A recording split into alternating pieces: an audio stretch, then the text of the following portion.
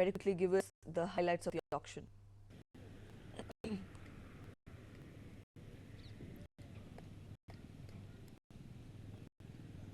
Well, Preeti, in news just coming, the first round is over, the second round has started, and we are seeing bidding in all the circles in the 1800 megahertz band and in the 900 megahertz band.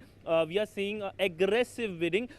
Remember, there are two bands, the 1800 megahertz band and the 900 megahertz band, which has been put on auction, and 8 companies are in the fray to sweeten the whole process so that more companies are attracted to the bidding. The government had announced a series of policy measures, which includes the approval of the M&A norms, that is the merger and acquisition norms, 100% FDI in telecom sector was also taken a big decision.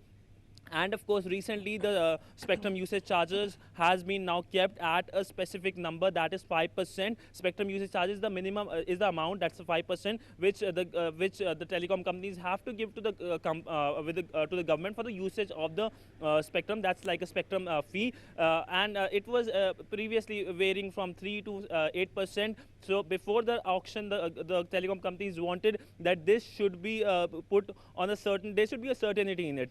And basically, how can the whole telecom auction impact you and me? Basically, by putting the spectrum on sale, the government expects to garner 40,000 crore rupees in this fiscal. The government has already got 11,000 crore rupees. That's the earnest amount, and this will help reduce the fiscal deficit. Remember, in the first 3 quarters of this financial year, the fiscal target has already crossed the budgetary target, and the only way the government can expect to bridge it is by getting more revenue, more non-tax revenue, because tax revenue is basically, it's a certain amount, but non-tax revenue depends on various things like disinvestment, telecom auction, and government is basically betting on it. And if the whole fiscal deficit is bridged, you can expect the inflationary pressure, even though indirectly, can reduce on the Indian economy, which has been giving trouble to the policymakers Right. and the Aam since past 6 months.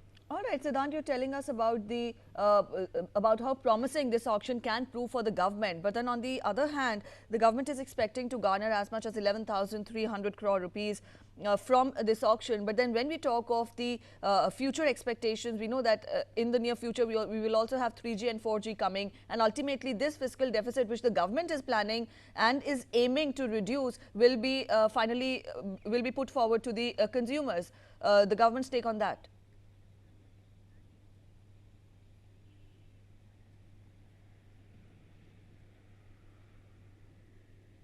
Well, of course, the government's stake is to get more and more telecom companies to get the spectrum, take part in the spectrum bidding. And of course, as of now, we are seeing the whole process better when compared to the last two spectrum rounds of auction. Remember, 2013 saw 2 rounds of spectrum auction, but the response was not so positive in a sense.